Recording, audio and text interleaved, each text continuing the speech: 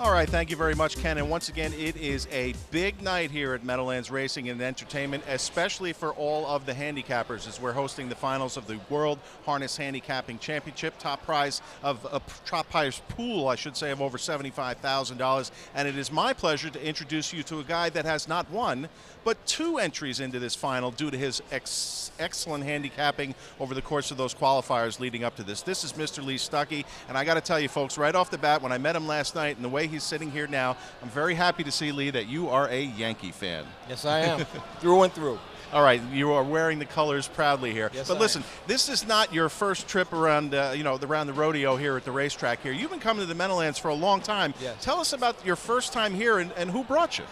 I've been coming to the Meadowlands since 1978, and the first time I came was on the invitation of my mother, who loved the Meadowlands. She loved being here. She loved being around the horses. She loved betting. She loved winning. And she brought me here, and the first bet that I made, I won.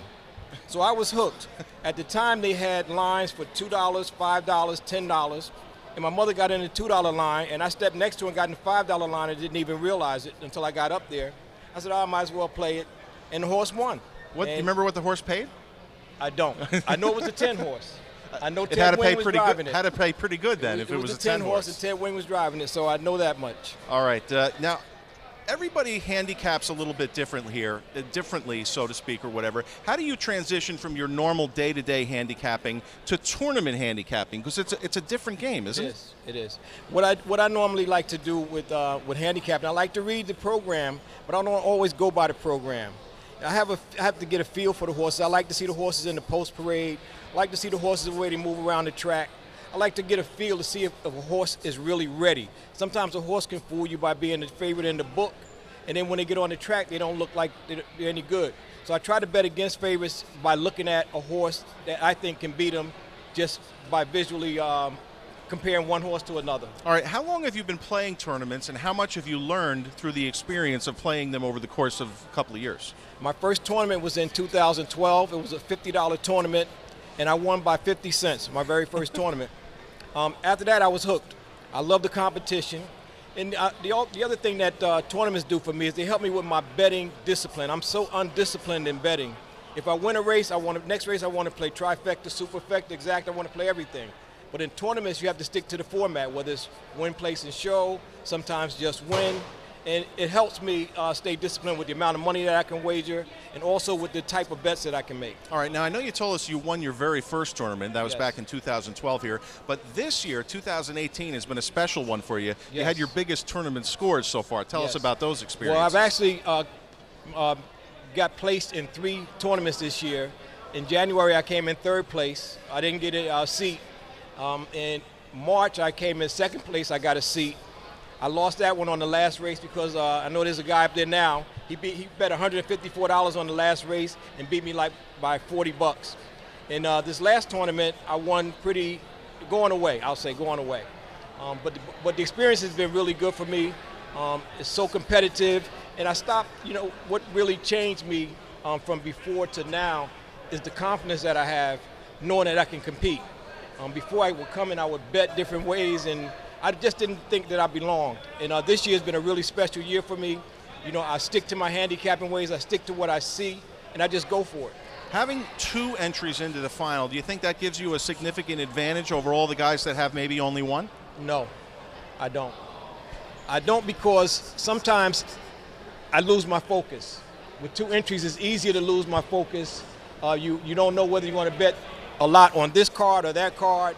So what I did was, my partner, who's here upstairs, I was going to give him one of my entries, and we were going to split whatever we made off of it. But instead, he bought my entry from me. So he did? Okay. He wanted his own. On his own, yeah. Well, that's fair.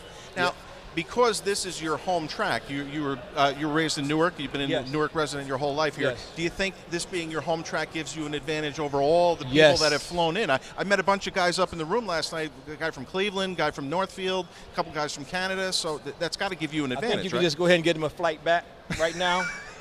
Because we're going to keep it in Jersey this year. That's what I like to hear. That is confidence, Mr. Stuckey. You got it. Now, again, it is difficult to plan a strategy. I know there's a couple of mandatory races you have to play. It's basically a win, place, and show contest throughout our only 10 race card here. How do you start the night? How do you start your handicapping? And then how do you adapt through the evening based on what you have to do to win? Well, my first bet, I already have in my mind, my first bet is going to be a $60 to win bet on something that I like. Is that your best bet of the night? Not necessarily. Okay. Not necessarily. If I can win early, I think that it's going to be hard to beat me. Okay, so you want the lead. You're a front runner. Yes, because it just gives, when I lose the first couple of races, I start doubting myself, second guessing myself. But if I can pop the first couple of races, it's no telling what I can do after that. Okay, well, horse racing is a game of speed, so I can certainly understand that as well. Now, when we chatted a little bit earlier via email or whatever, you've gotten around to a lot of different racetracks. Tell us about some of the places you've been and some of your favorite moments at different tracks. Everywhere I go, when I go visit or on vacation, I try to find a track, whether it's thoroughbred or harness. But I love harness even more so than thoroughbred. So I've been to Cleveland, I've been to Thistledown. When I go to Virginia, I go to Colonial when it was open. I used to go to Yonkers and Roosevelt back in the day when Meadowlands was first opening up. I got a lot of skills, a lot of handicapping tips by going there. I've been to Delaware. I know a lady who used to own harness horses, Dr. Barbara Delaney. Yes. I went to Delaware Park one time to see her race. So everywhere I go, when I go on vacation, I always get in my car and drive around and find a racetrack. Okay, last question, and then we'll let you get to work because we know it's a big night of work here for you. Your favorite harness race and your favorite thoroughbred race to watch and or bet on? It's got to be the Hambo. Okay. It's got to be the Hambo. And I do have a Jeff Corral story I need to tell you. Quickly. Hambletonian Day, one of the first ones at the old Meadowlands.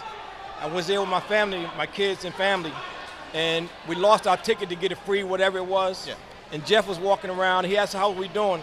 I said, they wouldn't give us a T-shirt because they said we lost the ticket. He said, come with me. There you go. Took us over to, he said, give them everything they want. Well, you know how we are at the Meadowlands. We like to take care of our Very guests hospitable. and customers. So that's a good story there about our boss, Mr. Corral. Listen, Lee, thanks so much for taking a couple of minutes. You're welcome, we want to Dave. wish you and all the rest of the contestants the best of luck tonight. Thank you. I'll be watching that standings board, proud to announce your name if you get a nice, good start there. So have a good time tonight, and thanks again for being our guest. Thank all right? you, Dave. Good to see you, Lee. When we come back, we'll get the Mets fan, Dave Little, back in this chair. Good luck to the Yankees fan, Mr. Lee Stuckey, tonight in the World Harness Handicapping Championship Finals.